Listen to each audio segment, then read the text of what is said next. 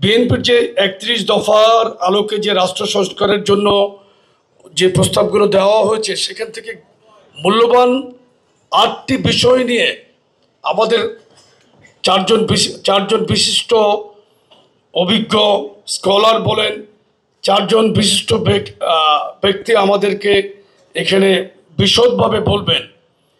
আপনারা যুবদলের যে সমস্ত নেতৃবৃন্দ এখানে উপস্থিত হয়েছেন জেলা থেকে কষ্ট করে, আপনারা শুধু এখানে কিন্তু অংশগ্রহণ করার জন্যই কিন্তু আসেন নাই।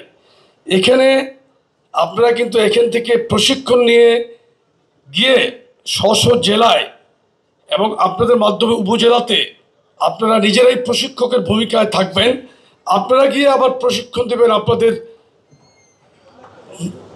আপনাদের অধীনে যেই সমস্ত ইউনিটগুলো আছে তাদের মধ্যে। আপনারা এখান থেকে যেটা শিখে যাবেন সেটাকে আপনারা আবার শিখাবেন।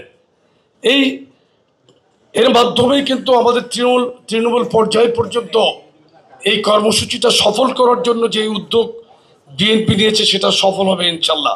শুধু আপনাদেরকে আমি এই 8টা টপিক্সের মেইন হেডিংটা একটু বলছি যে ফ্যামিলি কার্ড খুবই গুরুত্বপূর্ণ বলবেন। বিএনপির আরেকটি পরিকল্পনা কৃষক, এই কৃষক নিয়ে বলবেন।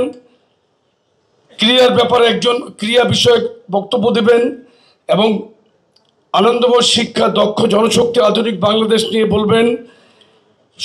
স্বাস্থ্য বিষয়ক এই ব্যাপারটাও খুবই গুরুত্বপূর্ণ, এটার ব্যাপারে এখান থেকে আপনারা প্রশিক্ষণ নেবেন।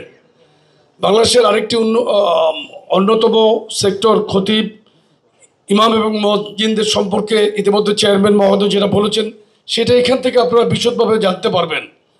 আমাদের আরেকটি যেটা উল্লেখযোগ্য কর্মকাণ্ড ছিল শহীদ রাষ্ট্রপতি জিয়াউর রহমানের খাল খনন কর্মসূচি, এটা নিয়েও কিন্তু বলবেন। সর্বশেষ দুর্নীতির বিরুদ্ধে যে বিএনপির জিরো টলারেন্স, এটা নিয়ে বলবেন। এই 8টি সাবজেক্টকে খুবই বিশদভাবে সমন্বিত পরিকল্পনার মাধ্যমে কিভাবে আমরা মানুষের দোরগোড়ায় পৌঁছে দিতে পারি সেটা কিন্তু আপনারা এখান থেকে শিখে যাবেন।